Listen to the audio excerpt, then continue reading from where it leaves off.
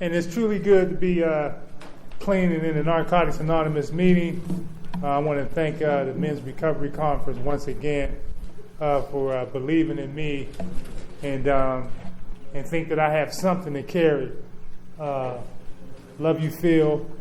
The exact nature is that I remember, right, when I got clean 24 years ago, the exact nature was I didn't know if I was in the right place. And I was sitting in the room and I slithered up in here. I seen a whole lot of people that's in this room right now that was sitting in there.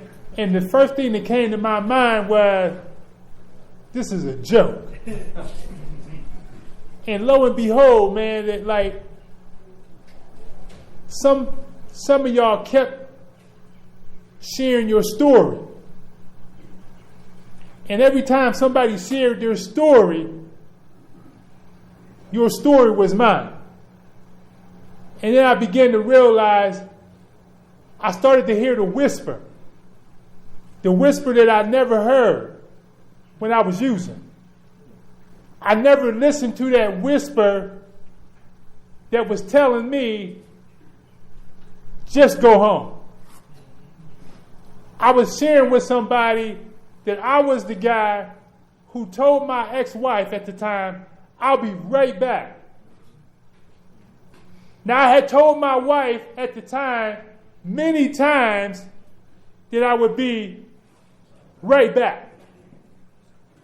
I didn't know that she knew that she was tired of that shit. And I remember the last time I said I would be right back, I was going to get the milk, the diapers, and the bread. And I got stuck. Because I was the addict that I would take a hit early on, and I would come home and act like nothing wasn't wrong. You ever act like nothing wasn't wrong? And everybody knew some shit was wrong? I was that addict. And I'm sitting there like, couldn't wait for everybody to go to bed.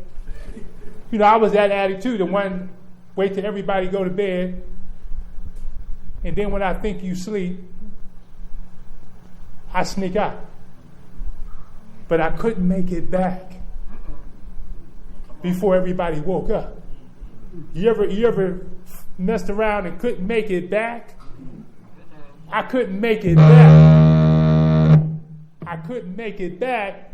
And when I did make it back, my wife looked at me like, she gave me this sorry ass look. Once again. And the disease said, don't worry about that. See, because I listened to the disease.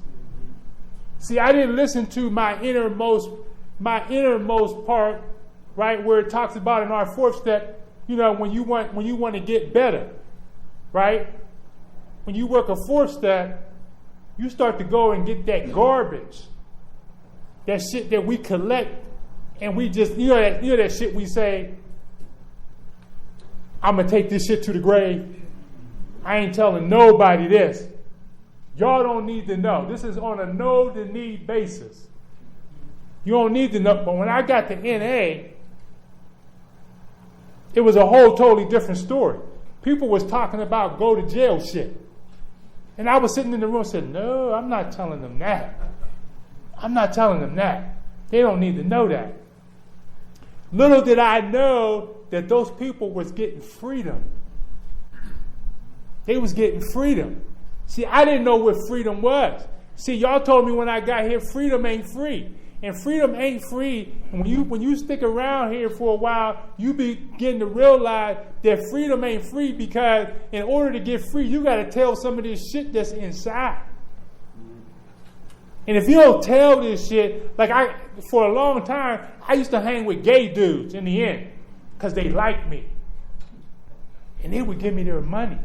And what I come to understand is that they just wanted me to just hang with them. But when they brought up that shit, like, can I, when they said, well, can I have a kiss, or, you know what I mean, would you do me? I say, no, I'd be gone. You know what I'm saying? But when we get better, man, it's that shit that we said we would never tell. And I remember, like, when I came around, they said, get a sponsor, get a home group, to get involved, get in the middle of the program, and all these types of things. You know what I mean? I didn't think I needed a home group, because I was just going to stay for just a little while. And then I only had a couple reservations, and one of my reservations was, I'm just going to sell drugs and get my money back. That's one of the only reservations that I had. And I had to tell that shit. I had to reveal that shit because it was eating me alive. Because I seen some other guys, they were selling drugs, and it looked like they was cool. It looked like they wasn't getting in trouble. It looked like they was having fun. They was happy. Little did I know, when you start giving up stuff that you don't need, because I was thinking I needed the stuff, like I needed the clothes, and I needed the haircut, I needed the money in my pocket, I needed a nice car. I thought all of these things was going to help me. But I found out that I got all that shit, man. I got the girl, I had a couple on the side, because I was one of them addicts. I heard you sharing, a couple people sharing, like, I was that addict, right, that thought, see, I was misinformed. Our literature said that we were misinformed by misinformed people. And let me tell you just a couple things that are misinformed people that misinformed my ass. They told me, don't save your money because you can't take it with you. So I spent all my money. And I never had shit. And when friends were going out the country or they was traveling, I would tell them, they would say, you want to go? And I would say, well, I ain't got no money. And they would say, well, why come you ain't got no money? And I would say, well, I spent it all. Now, these were people that wasn't making as much money as I was. They was flying out, even when I got clean. Because I brought that shit right into Narcotics Anonymous. And then another misinformed information was, get one girl with 5 on the side. See, I came into NA thinking, get one and have 5 on the side. But it was eating me alive. I put the smile on to make y'all believe that it was okay. But I seen other people. I heard another guy share around here, and some of y'all might know him, and he would say, because he'd gotten to the other side. And one thing about this process, if you haven't gotten to the other side, if you just keep coming, you will hear the other side story. And a guy shared, right, he said, I can fuck 1,000 women. Right? But can you do one 1,000 times? Now that shit sound real good. But I can't seem to find the one.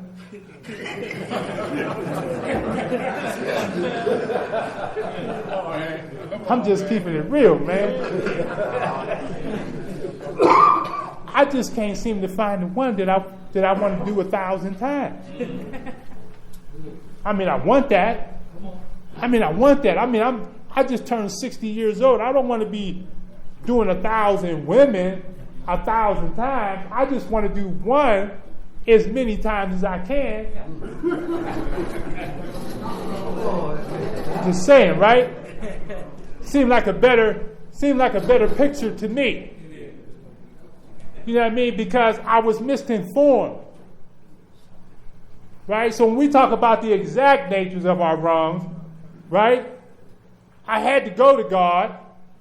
I had to go to myself and to a whole lot of human beings to find out what was really going on with Dale. Because if you really want to know what's going on with you, just ask somebody who ain't going to sugarcoat your shit. Just ask somebody who ain't going to say, man, it's okay.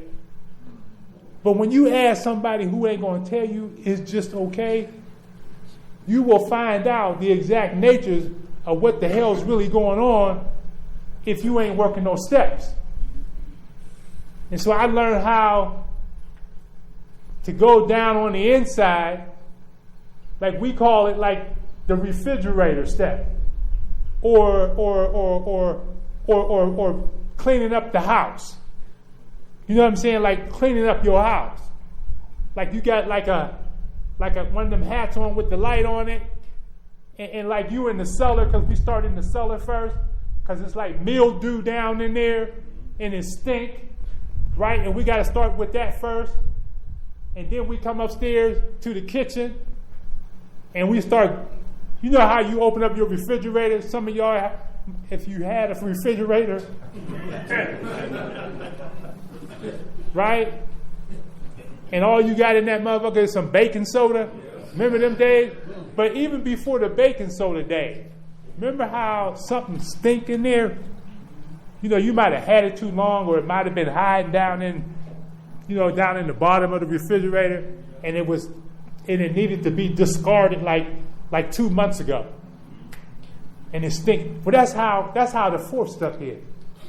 Because there's some stinking ass shit going on inside of all of us.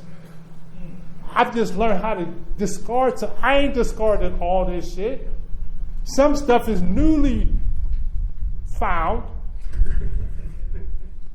You know what I mean? That has nothing to do with drugs. Because I ain't used in 24 years.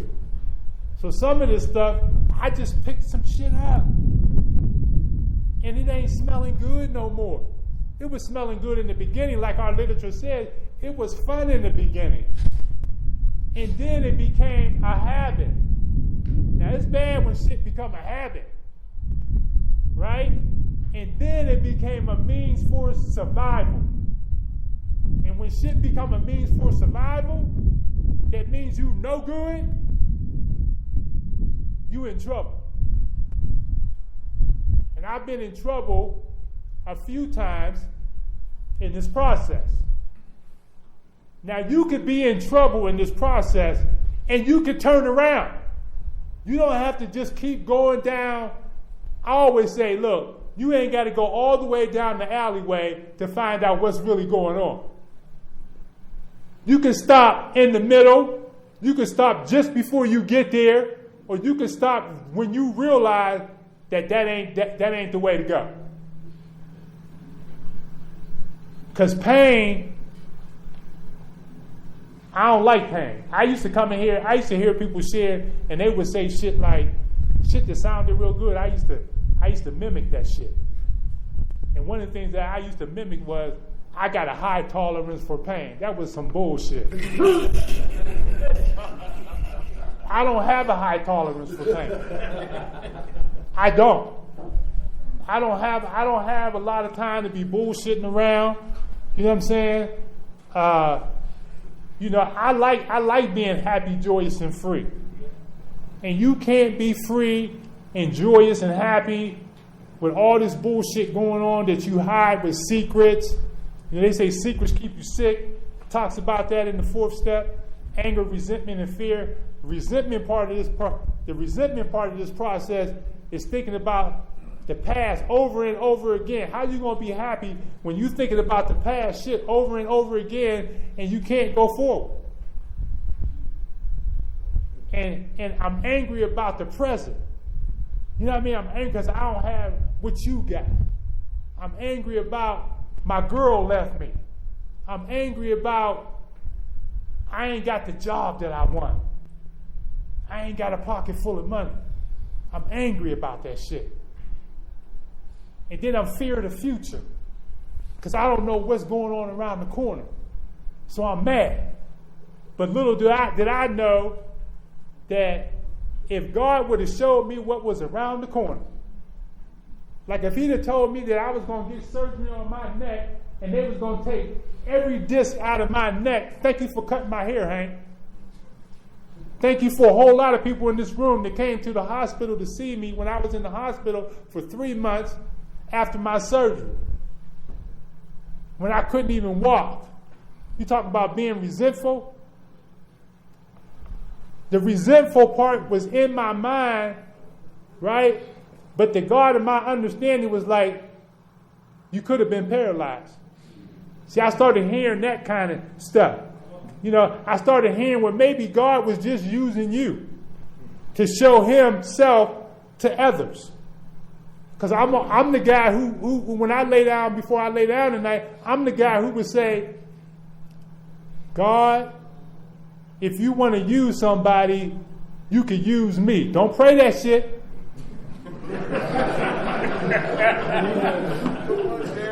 If you ain't willing to, you know what I mean, be used, how God want to use you in this process, because it ain't always a pretty picture the way God want to use you.